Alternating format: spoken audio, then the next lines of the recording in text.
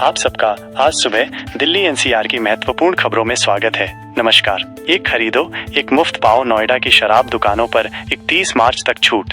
1 अप्रैल को नई आबकारी नीति लागू होने से पहले नोएडा में शराब दुकानें अपना स्टॉक खाली करने के लिए छूट और सौदे दे रही हैं। नीति में लाइसेंस और कंपोजिट दुकानों के लिए ई लॉटरी प्रणाली शुरू की गई है। विक्रेताओं का लक्ष्य अपने स्टॉक को बेचकर घाटे से बचना है। उन्हें इस सप्ताह 30% से 40% बिक्री में उछाल की उम्मीद है।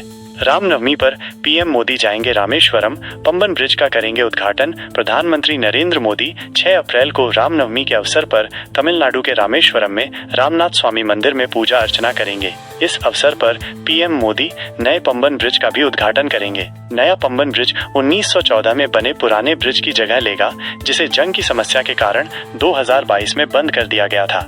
सामान्य से अधिक गर्मी के लिए तैयार हो जाइए, क्योंकि भारतीय मौसम विभाग IMD ने उत्तर पश्चिम भारत में हीट वेव दिनों की संख्या लगभग दोगुनी होने का अनुमान लगाया है।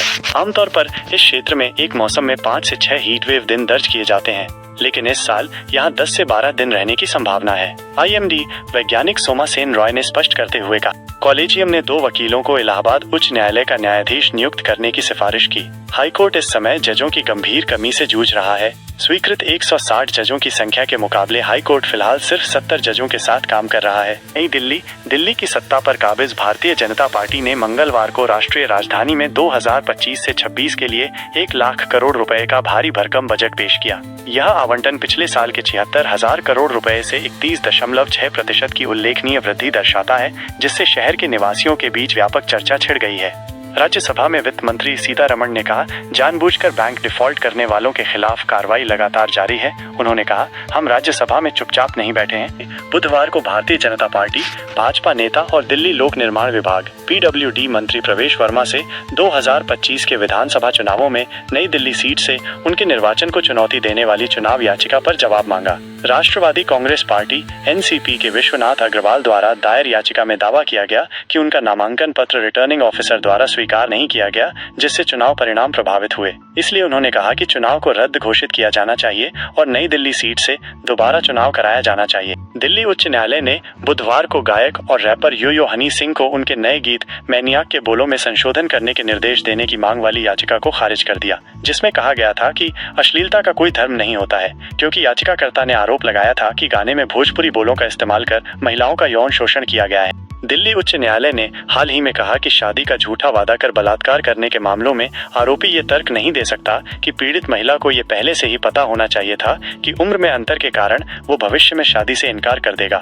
न्यायमूर्ति स्वर्णकांत शर्मा ने ये टिप्पणी एक वृद्ध महिला से शादी का झूठा वादा कर बलात्कार करने के आरोपी व्यक्ति के खिलाफ मामला रद्द करने से इनकार करते हुए की। अदालत ने कहा कि यह स्थापित हो चुका है कि आरोपी का शुरू से ही पीड़िता से विवाह करने का कोई इरादा नहीं था, बल्कि उसने शादी का झूठा वादा करके उसे शारीरिक संबंध बनाने के लिए प्रेरित किया। गगन विहार इलाके में एक धार्मिक आयोजन के दौरान रोटी पर थूकने के आरोप में 28 वर्षीय एक व्यक्ति को गाजियाबाद पुलिस ने गिरफ्तार किया है। घटना का 57 सेकंड का वीडियो सोशल मीडिया पर वायरल होने के बाद ये कार्रवाई की गई। ACP ने कहा, मनीष नामक एक स्थानीय निवासी की शिकायत के आधार पर आरोपी के खिलाफ BNS की धारा 271 जीवन के लिए खतरनाक बीमारी के संक्रमण को फैलाने की लापरवाही और 272 घातक कार्य जिससे जीवन के लिए खतरनाक बीमारी का संक्रमण फैलने की संभावना हो के तहत प्राथमिकी दर्ज की गई। कोलकाता नाइट राइडर्स KKR ने राजस्थान रॉयल्स RR को गुवाहाटी के बरसापारा क्रिकेट स्टेडियम में 8 विकेट से हराकर IPL 2025 में अपना पहला अंक हासिल किया। नए भर्ती सलामी बल्लेबाज क्विंटन डी कॉक ने 61 गेंदों में 97 रनों की शानदार पारी खेली। 18वें ओवर में जोफ्रा आर्चर के खिलाफ छक्के के साथ मैच समाप्त किया और रियान पराग की अपने राज्य में सुखद घर वापसी की उम्मीदों को समाप्त कर दिया।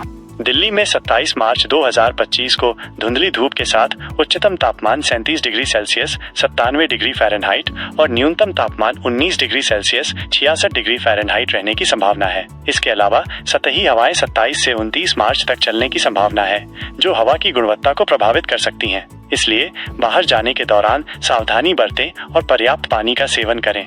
आप सबको फिर मिलेंगे। आप सबका बहुत बहुत आभार। आप सबका दिन शुभ और मंगलमय हो। नमस्कार।